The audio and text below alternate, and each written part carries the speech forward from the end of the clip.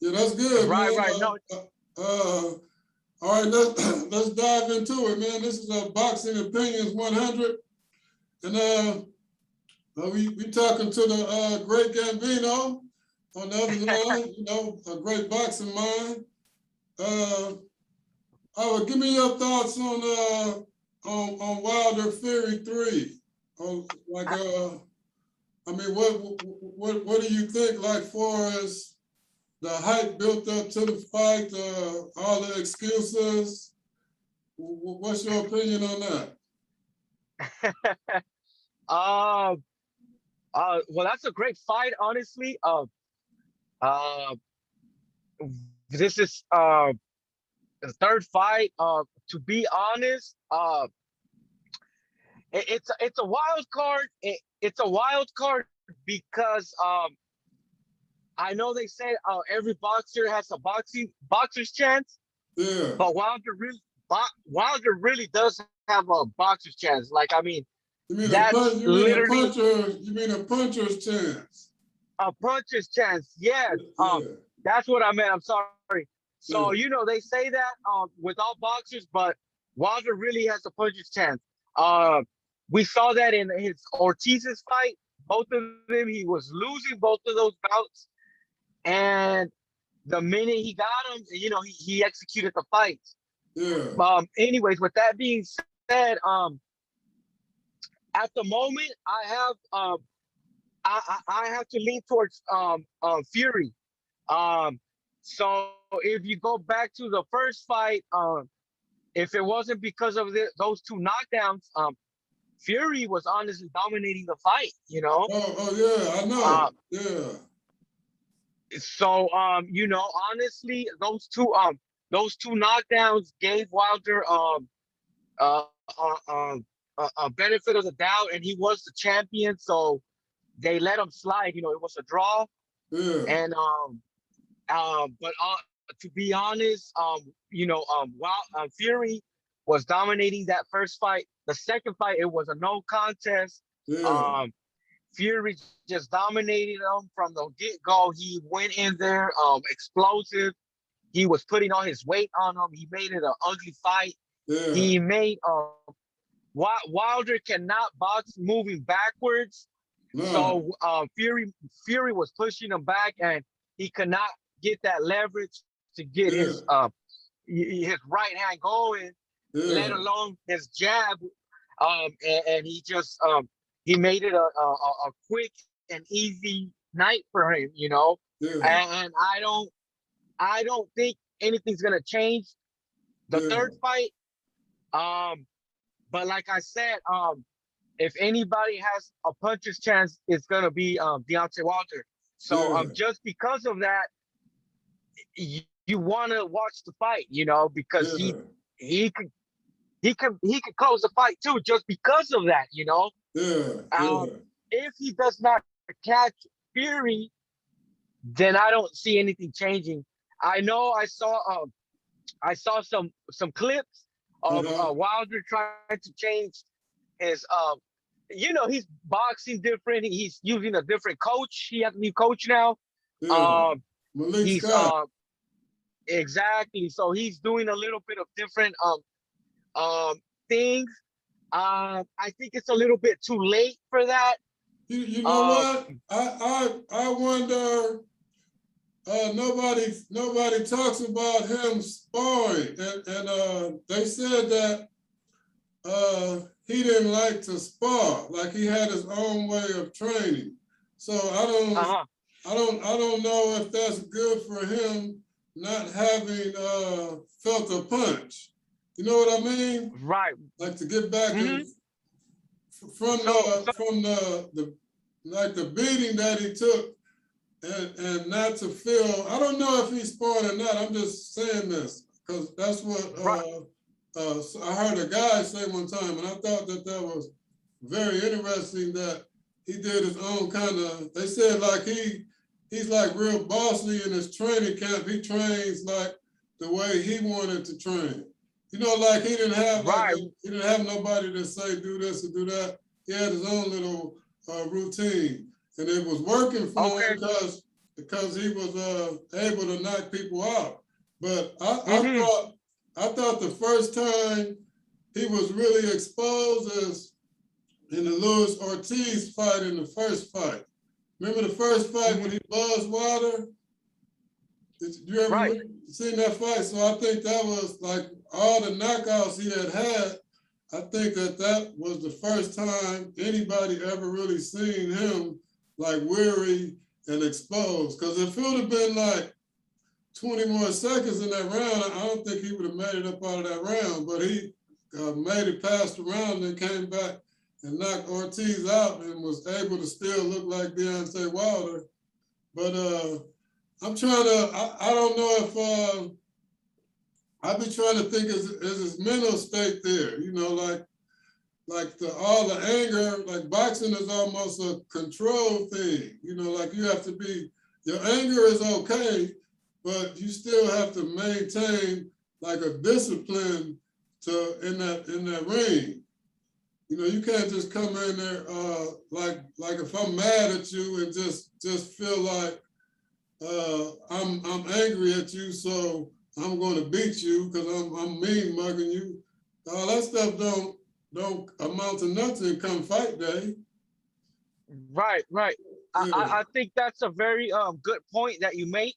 yeah. Um, I think more importantly is the inactivity. So I'm a huge a fan of. So I guess what I'm trying to say is that I think he needs a tune-up.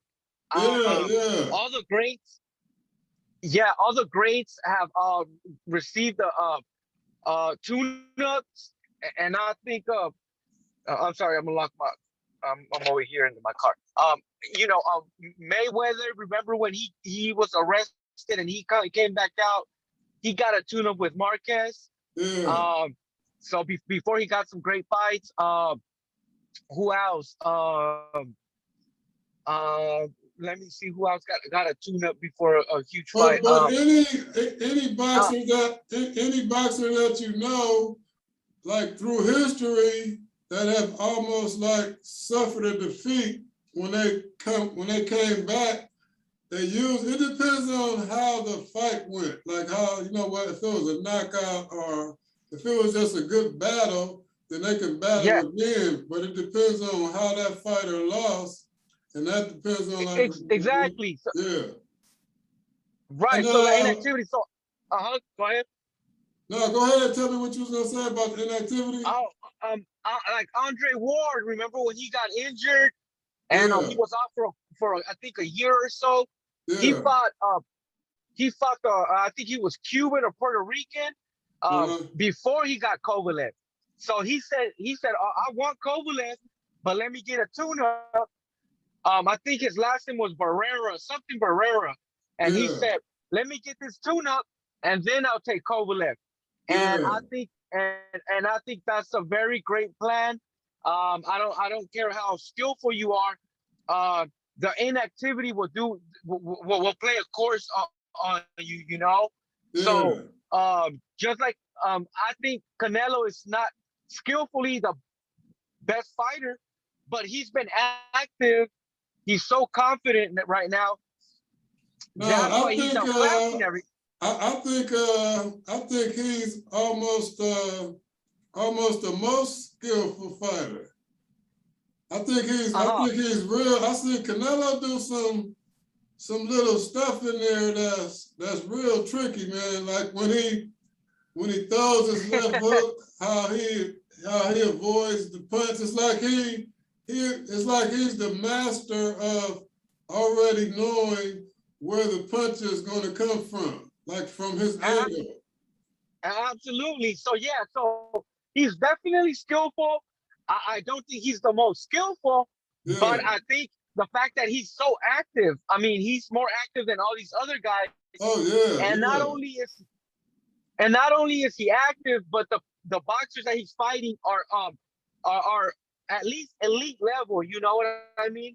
We can yeah, debate whether they're A category or B category, but they're yeah, at least talented in a way. You know. yeah, Um, so So that's what I'm saying. So the activity definitely plays a part.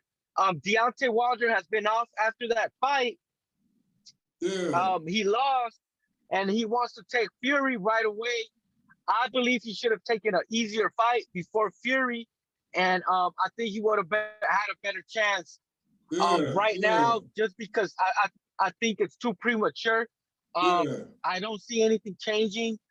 Um, um, and I have to lean a little bit towards Fury on that fight. yeah. Um, so that definitely that one is a little bit Hey, a little. but say that you say we know how Deontay Wilder, how the Wilder that we seen fight, you know, coming up with his knockouts. So say that Malik Scott teaches him to do something different. But my theory is once the punches start coming, all of that goes out the window. Like Absolutely. just imagine Tyson Fury start swinging at you. You don't have time to think about this training that you been accepting. You're gonna go right back to what you did in the past to get people up off you. Like you don't have. I'm saying he's not gonna have the time to think about that kind of stuff. Like it might look good from the outside. Like he come in, he might have a better jab and might look something. But I'm talking about once the heat of the battle starts, like no, you always are going to resort back to who you are. Like, cause you don't have time to implement that. You only have time to implement something from the outside when it's a pretty fight. But I don't think it's gonna be that kind of fight. So I think it might be a little change or something, but I can't see much changing in him like age-wise and what he's been doing all the way up to here to get him to the other point. It all depends on Tyson Fury. If Tyson Fury attacks him again, then so he's not gonna have time for that. But if Tyson Fury comes out and it's a fill-out matter, which I don't think he gonna do, because he already stated like what he gonna do. So he stated it last time. So it's up to Wilder to try to fight him off of him, you know, because he said he gonna come in heavier, 300 pounds. So all this is a big factor. Like, so I think that Wilder he's just gonna have to resort, and then you can see when he's trying to hit Fury, just the natural weight of Fury being so big, it's like he's hitting something and it's almost like rejecting him. Cause I seen him hit Fury and it's like almost hitting a wall or something that's not moving. Cause weight matters in the heavyweight division. Remember when they called people like Fury like super heavyweights? They wouldn't even let them fight people in the Deontay Wilder's category. But let's get to Teofimo Lopez, and you know he just got the fight canceled with Gamboa, so due to they said he had coronavirus. But now I see a bunch of stuff on the websites saying he faked it and all that. But I don't think Teofimo fake nothing. Teofimo is the real deal to me. So I mean, if he did, that's up to him, but I don't think he has to come out and show somebody a coronavirus test. Anybody else all the fights that was postponed previously, like during the lockdown, people was catching COVID. They wasn't asking no boxer to show your COVID test. They just went on their word. So all of a sudden, the media just attacked him. But I don't, you know, I like Teofimo Lopez. Yeah. So obviously they're all speculations. To be honest, I mean, just think about it. He just fought Lomachenko, the top guy. They were actually putting Lomachenko the top #1 pound for pound. Yeah, You know, yeah, obviously that's a debate whether he was or not. Yeah, on top of Terrence, on top of Canelo, but they were actually debating that he could have been the number one. He yeah, fought yeah, that guy already. He beat yeah. him. He You was think he's gonna? definitely, I think he was most definitely if they had to do it from the fighters division, he was most definitely rated pound for pound in his division at that time. To me, like when they was ranking them, I felt like they was all pound for pounds in their division. So it's kind of hard to all of them. Like Terrence Crawford is good, so he got his own little thing with Canelo. I would have to put Canelo on top. I mean, just from what he's done over the past couple of years, like the activity and all that, I would have to rate Canelo over them. So will you rank Teofimo now, like over the guys like that now? I would absolutely. So obviously he so he to be honest, I was not a huge fan of Lomachenko. I Yeah, respected his I respected what he did and how he was willing to move up divisions, yeah, but um I feel like his division was a little dry at some points. He didn't really have many oppositions. I know they yeah, were trying to get that Mikey fight. It never happened. yeah, Um, so in that perspective, it was really hard to gauge where he was really at, right? yeah, Um, but we knew he was good, right? He's really skillful. We just yeah, didn't know how skillful, right? So it yeah, only took the right person to expose him in a certain sense, right? And that yeah, was Teofimo Lopez. So with yeah, that being said, I honestly, just like you, I have Canelo on top in the pound for pound just because of the activity, yeah, who he's been fighting, how he's been beating them, uh, and just everything overall. I have him first.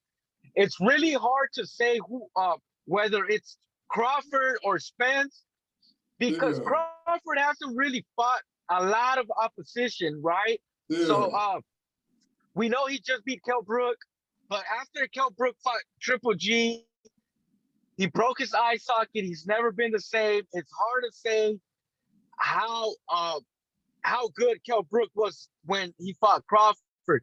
Now yeah, Spence also he's beaten he already beat Sean Porter. He already beat Danny Garcia. He's about to fight Manny Pacman.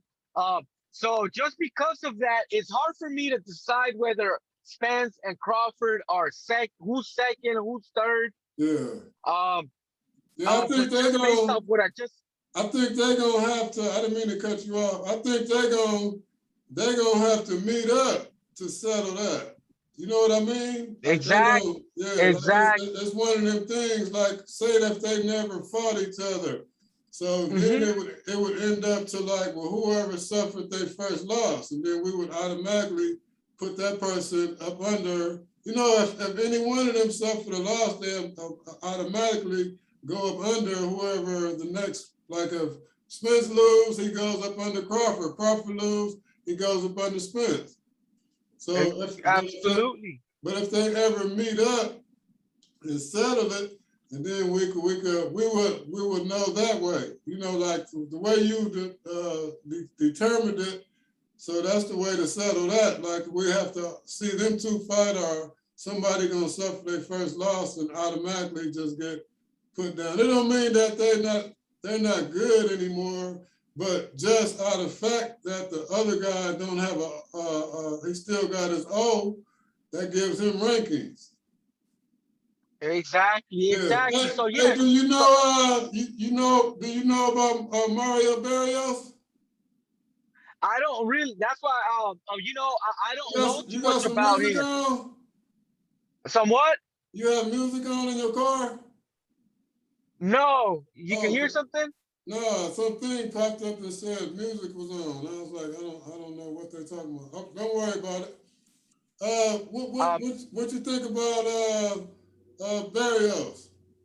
Like just um, without the Gervonta fight, just him on what he's done so far.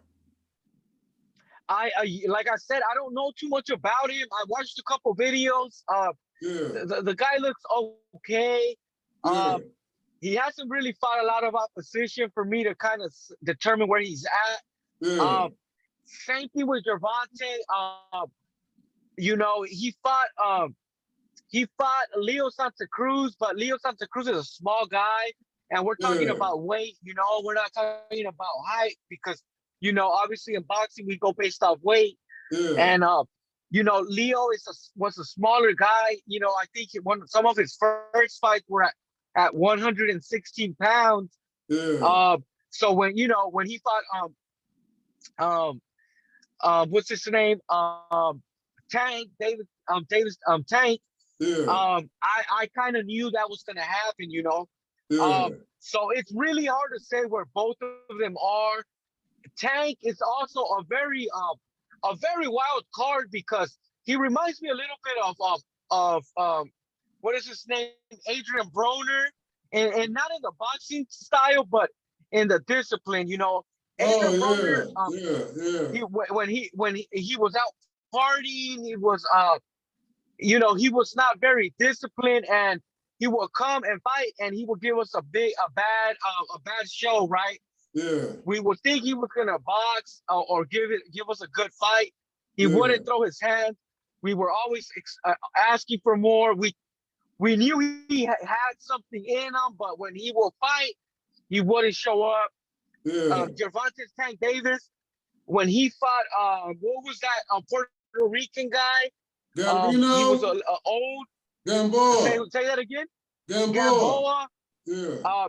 He didn't look so great. Yeah, Yeah. he won the fight, but he didn't show that he was on another level. It was like, hey, yeah, you won the fight, but Yeah. the guy was almost retired. Gamboa, he's old. Yeah. I think he injured his foot. I Yeah. thought I Gervonta was gonna thought dominate him. I thought Gervonta, because he started to get angry in that fight. You could see he started to lose his cool. I think he was knocking everybody out, and he couldn't remember. It took him a hard time to get Gamboa out of there. So Exactly. I think like Exactly. that kind of bothered him, that he, you know, like, I'm Tank Davis, but you know, everybody ain't gonna go like that sometimes. So that's why you got to be prepared for, you know, you got to prepare for something else if this person don't go. But Mario, I watched some Mario Barrios fights, and I don't know, man. I'm really nervous for Gervonta Davis on this fight, man. This dude. I mean, if you really watch the way he fight, he doesn't really move. He doesn't really attack you until you do something, and he always swings with more than like 3 or 4 punches back at you. So it's like, and then Tank giving up so much height that it's almost crazy. I'm trying to figure out, how is he going to get to him? Like, you know, like that little jab, he can't jab him to the stomach, because when you jab to the stomach, you got to come back up out of there. And so his wrench advantage is so long. Like, if you're used to fighting, that's why Logan Paul was able to hit Floyd Mayweather. Like, Floyd Mayweather used to fighting somebody his size, so he thought like he would be able to stand. He thought that he would be able to stand in front of Logan and bob out the way of a punch.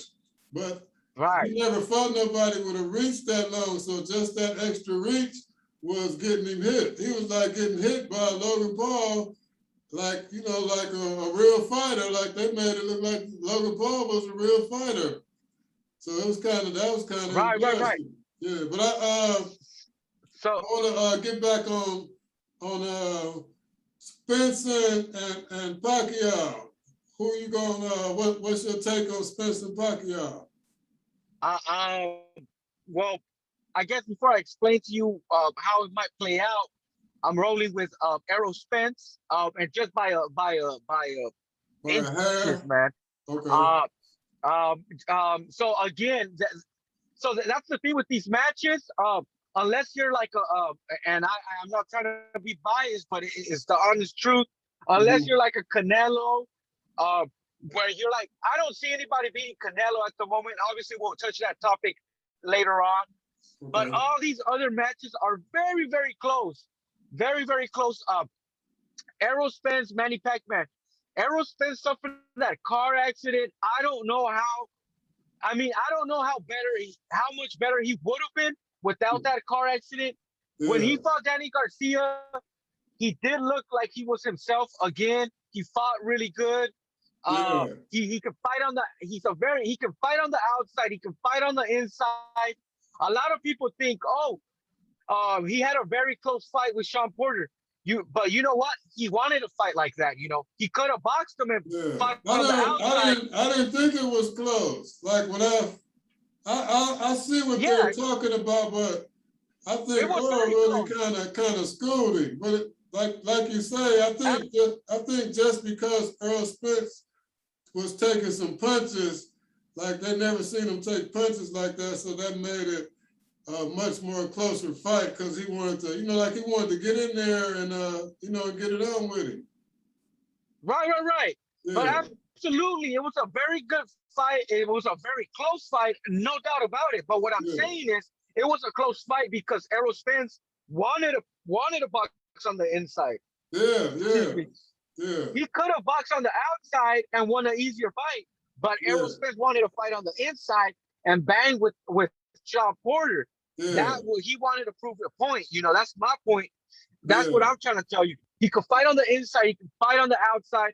And because of that, he's a little bit more dynamic. He has more skills. You know, he's not yeah, one dimensional. Where like Sean Porter, he can't really box on the outside. He comes in like a bull, and that's really his style. You know, yeah, that's the only way he can win. yeah. Um, I call him Wild Man. Yeah, he like, exactly. So, anyways, with that being said, you know, Errol Spence. Not only that, he finishes strong all 12 rounds. So he's yeah, fighting strong 12 rounds. Like you saw what he did to Danny Garcia. yeah, 12 rounds, he was just on him. 12 rounds, like yeah, on him, you know, yeah, and power shots. And even Danny Garcia said when he fought Keith Thurman's his power after a couple rounds, the late rounds, his power starts going down. Errol Spence, he keeps that power for 12 rounds. yeah, yeah, Anyways, Manny Pacman. Now, Manny Pacman is another wild card because what Manny Pacman is going to show up, you know. yeah, Obviously, exactly. he's not the old Manny Pacman anymore, where he's throwing 1,000 punches per round. He's not Yeah, that guy anymore. yeah, But he's still fast, and he still throws combinations. You know, he throws punches and bunches. You know, you don't yeah, see him coming. So, anyways, if a busy Pac-Man comes and shows up, it's gonna be a long night. I still think that Errol Spence can pull it off through the last rounds yeah, and ends up winning a split decision. I don't think anybody's getting knocked down, in my honest opinion. yeah, What's his name? Manny Pacman. He dropped Keith Thurman, but he couldn't knock him out. yeah, He beat Broner easily, but he also didn't drop him. yeah, I don't see him dropping Errol Spence. You know, yeah, yeah. Yeah, Earl is I think Earl walk around weight. I remember I heard him say one time, I think like 180, 190. That's I mean I feel like, because I look at David Benavidez. David Benavidez used to weigh 300 pounds. So if he weighed 300 pounds, just imagine how strong he was. So that strength, he still carries with him. Your strength, you're not going to lose your strength. Like if you weigh 300 pounds and you was bench pressing and you refine back down, you still are going to have that strength with you. So like David Benavidez is really like a big man that's trained down to fight you at your weight, but he's really bigger than you. Like some fighters like Earl Spence is a fighter like that. Earl Spence is probably 30, 40 pounds bigger than what he fights off fight. You know, like when he is walk around weight. But I don't Absolutely. I don't think that's good for a boxer to have to come down that much. Like I think that takes a. I mean, why I would try to stay closer to my weight than to have to take off 30 pounds, have to work so hard to get back down. I respect the fighters that don't never really get too far out of shape. Exactly. And that's another thing. That's kind of going back to what I said earlier, the inactivity, when you're Yeah, active, you're pretty much on weight most of the time. Well, if not on weight, but you're near to that weight that you're going to have to cut off eventually. So yeah, you're right. And then cutting weight at such a fast time is very dangerous for boxers, yeah. Some of them pass out. I don't know if you heard stories about boxers passing out before weigh-ins and stuff like that because they're shredding all this weight. It's very dangerous. They don't drink water sometimes. They're drinking very limited amount of water. It's Yeah. a very dangerous thing to do to try to cut so much weight in such a small period of time. But yeah, you're right. So staying on weight, staying close to that weight is a smart thing to do, and it's what certain smart boxers do. Elite boxers, pro boxers, and that's what I was saying. Canelo, he's very active. He stays there, and he makes weight easily. Gervonta Davis, he's another guy that's known to not make weight that often. So just throwing that out. But anyways, with this fight though, in terms of Errol Spence and Manny Pacquiao, they're both elite boxers. They both make weight. And that's why it's such a close fight. But like I said, I'm gonna go with the youth, and just because of what I've seen on Errol Spence, he finishes strong and he can adjust. He can fight on the inside, outside. He will adapt to whatever Manny Pacquiao brings, and I think he can get the job done. Hey! Hypothetically speaking, what if Errol Spence at his age now? What if they would have fought? Not like what if they would have fought, but just say if Pacquiao was younger, how would you rate that fight then? Oh man! It'd be a dangerous fight, huh? Without a doubt, I would have had to chosen Manny Pacquiao. Yeah. Even if he would have lost, you can't go bad with picking Pac-Man. I actually had Pac-Man to win almost most of the Marquez fight, but you saw what happened on that fourth part. Pac-Man Marquez, Yeah. they put him to sleep. Yeah. So that's what we just talked about earlier. That What is it? The punches. Yeah. The punches. Punches chance. Yeah.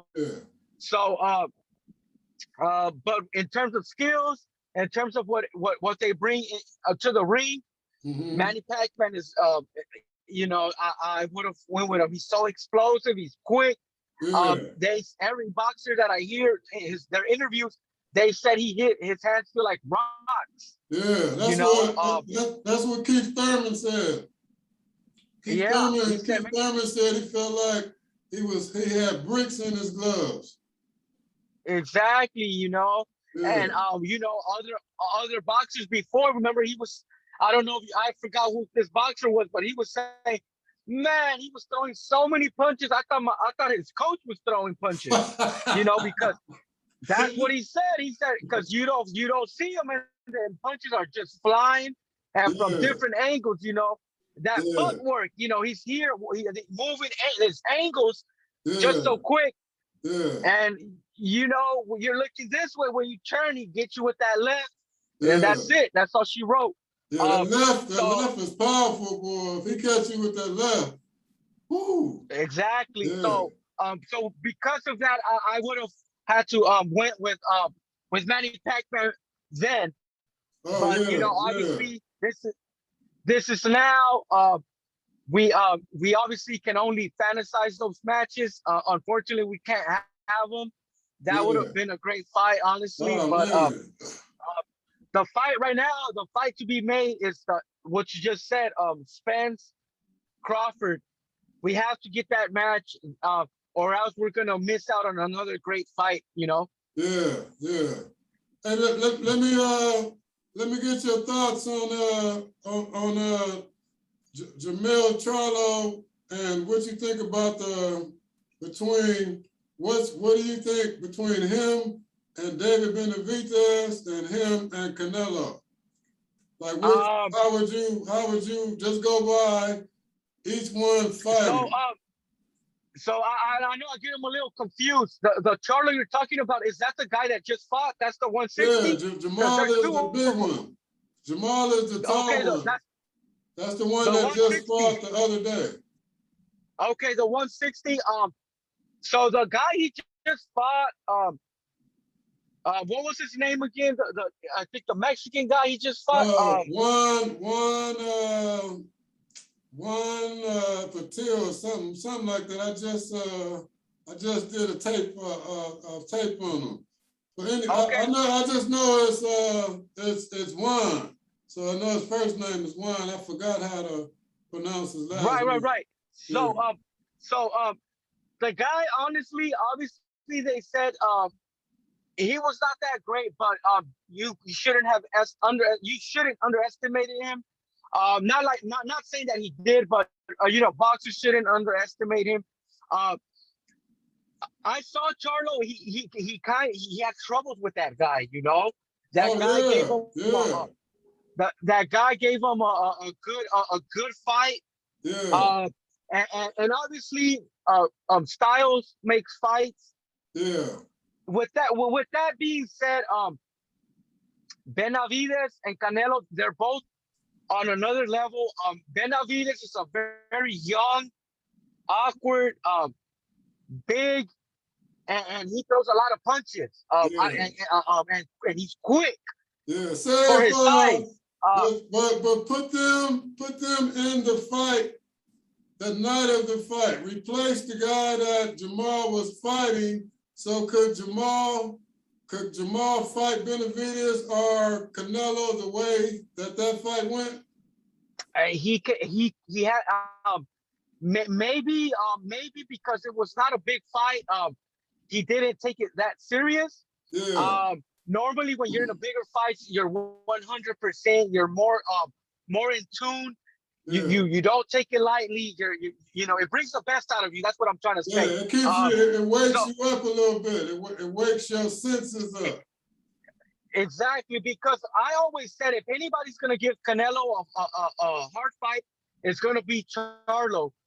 After this fight, I'm kind of thinking that maybe not that much anymore.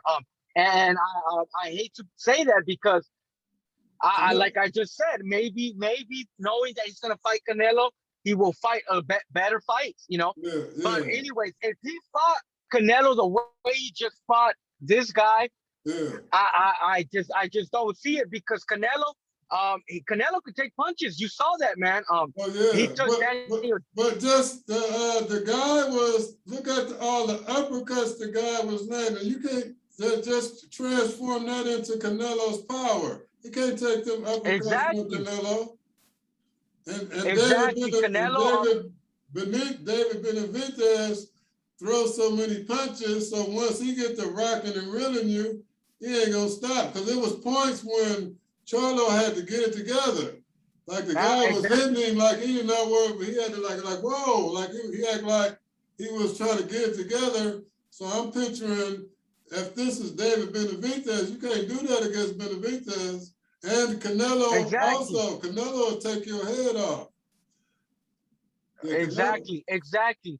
So just because of that, obviously he definitely looked vulnerable. A lot of boxers are looking at it and they're like, you know what, he's vulnerable. Yeah.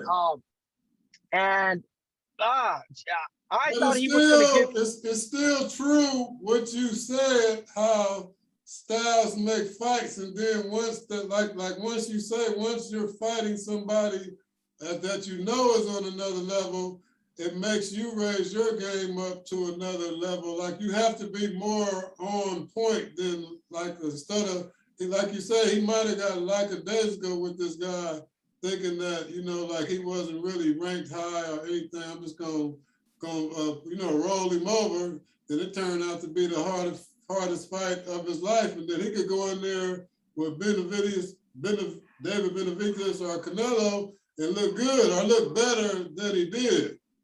Like, you know, like how you was bringing up that point. Exactly. So I think what we need to do, or at least what we need to see, I'm sorry, we need to see Charlo with maybe a B-class fighter, maybe a Daniel Jacobs,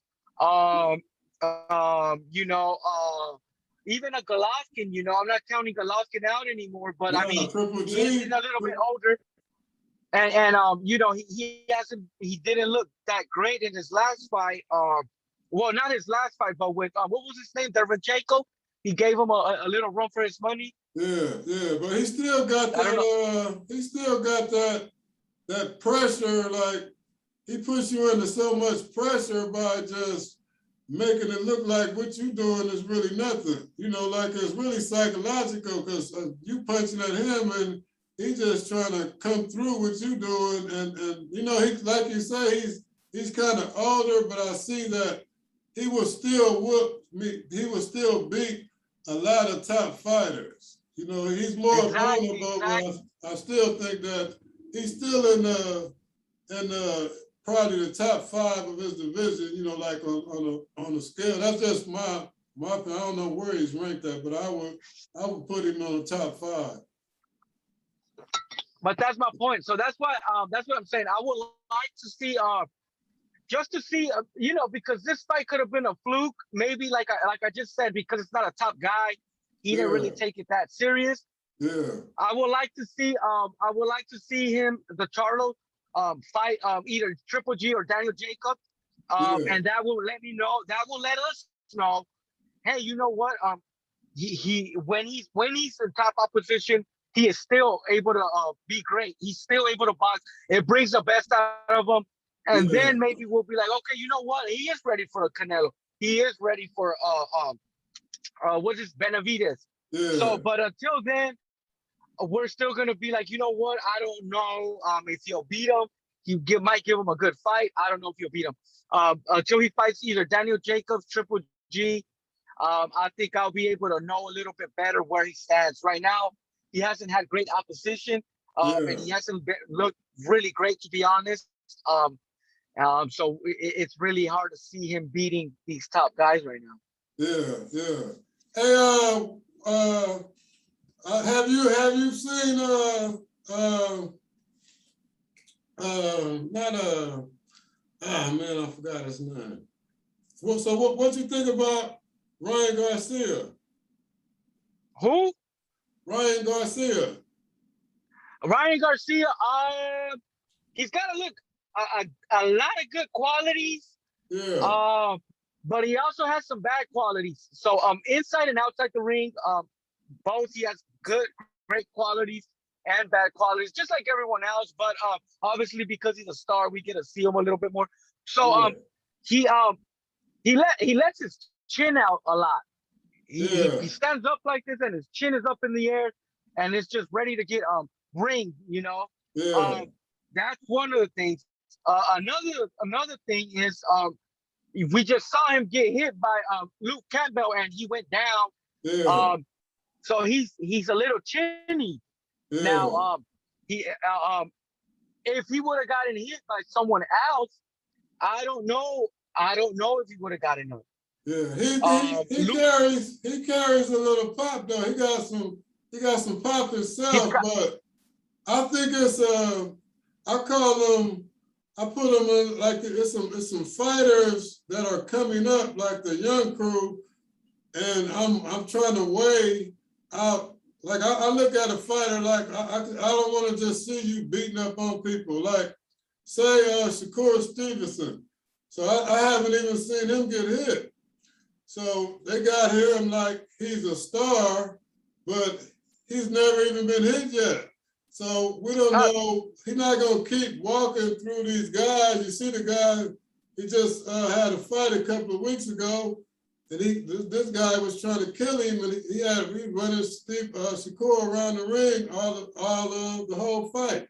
So I try to put them in the ring with the guys that I know for like brawling, like that'll give you a real fight, and I don't see them coming up out of the fight. Like Devin Haney, I just gave him his stripes, but he almost got stopped.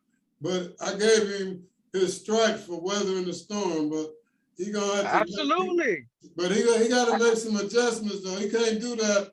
What happened to him against a real strong fighter, you know? So, but I still say, well, okay, I seen him take a punch. So the other fighters, like Telefimo Lopez, I seen Lomachenko hit him, kind of like exposed that he could be hit, but that's what you want to see. But he took him. Oh yeah, yeah. That's what I'm talking about. Yeah, I want to see that you able to take a shot because you're gonna get hit. So if you're not getting hit, what's gonna happen when you get hit? Exactly. So I don't want to see like a fighter just coming in the ring blowing out these. See, if I'm a great fighter, I'm not gonna blast myself and give myself a pat on the back for beating this guy that got 20 losses. So I'm just building up my record. See, they've been fighting no-name peoples, but their heads have blown up from fighting them. So now that the competition is stepping up, like you say, when Ryan Garcia just fought, what's the guy name? Luke Campbell? Yeah, like when he just fought Luke Campbell, that was a step up for him. So now he see what it's like when somebody throwing punches back at you instead of you just jumping in the ring, going in here, blowing somebody out, working on your, you know when you're better than somebody, you know. So So I don't think that you should say like I want the best. Like all these guys now, they really get like almost 10, 12 to 15 fights, and now they want to fight for the for the title, but they don't understand that the fighters that they have fought on their resume wasn't top level fighters. I mean, even though you have to step it up at some point, but I think you should really watch that. That's a fine line of when you stepping up and how you stepping up. To me, like, you don't want to just go like, well, I beat this guy, I look good, so I want such and such at the top. And then when you go up there, them guys is up there for a reason. They can take punches, they can weather the storm, they've been through it. That's why they're up there. So yeah, and hopefully we start getting these fights and they start fighting each other, and get things exciting, and start eliminating some guys, that way we get them out the picture and move forward, it took a while. Remember the 147 division, we weren't getting the Keith Thurman with the Sean Porters and the Danny Garcias and the Errol Spence, and it took a minute to get those fights. So I think hopefully in the nearest future we can get these kids to start kind of getting at each other, and that way we can for sure know, hey, you know what, this guy's better than this guy and this guy's better than the other guy. But until then, we won't really know. So far, we just know we have an idea. Like you said, they each fought somebody now that is at least a B, if not a C class boxer, and we know, hey, you know what, they got something in them, but do they got what it takes to be to the next level? A perfect example was Amir Khan. He was moving up, and then eventually he got caught. And that was it. They took him out his high horse. I think that was Danny Garcia. Remember when he got him in the chin? And that was it for him. So the same thing can happen. Amir Khan to me really was almost like a built-up fighter. Like he's a good example of that. Like Amir Khan could come back tomorrow, and he gonna tell you the same thing. He gonna tell you he in shape for this fight.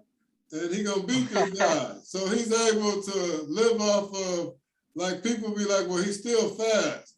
But Amir Khan is the kind of fighter if he's fighting anybody, he'll box you to death. Like if you want to box with him and dance around, he can win a fight like that. But a fighter that's a come get you kind of fighter, he can't get past those fighters right there. Like a fighter like how you say, like Danny Garcia, even though Danny Garcia is a kind of known as a slow starter, but once he starts to come get you, he ain't gonna stop coming to get you. So once, like Canelo knocked out Amir Khan.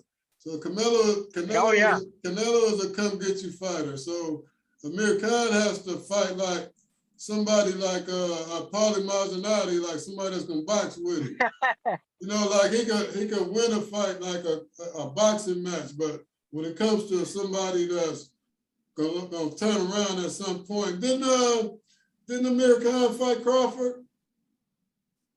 Amir Khan did fight Crawford. He didn't come back out, remember? He knocked him out. Crawford knocked him out, huh?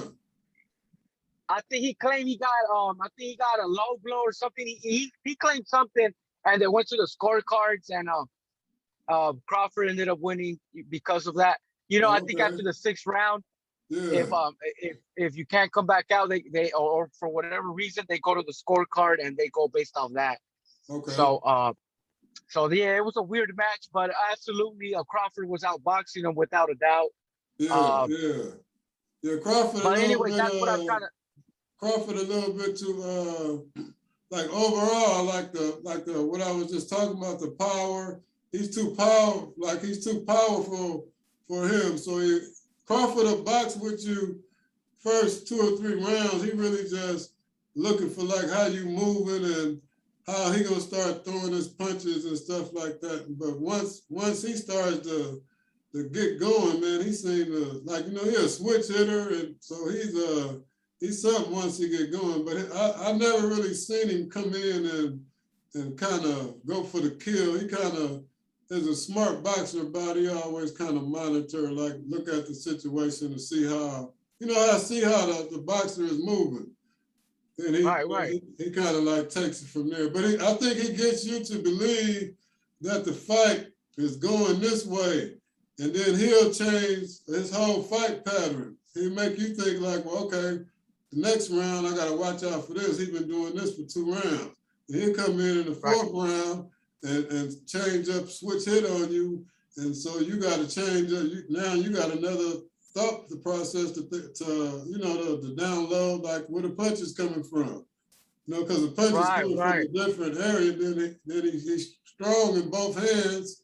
So if he switched to a southpaw position, that puts his right hand as his jab, now as his strong hand. So his right hand is now close to you. And so you know how your strong hand, you know how you can move it better than your other hand. So that's even more of an advantage for him. Andre Ward. Andre Ward is an unorthodox fighter like that. He leads with his strong hand.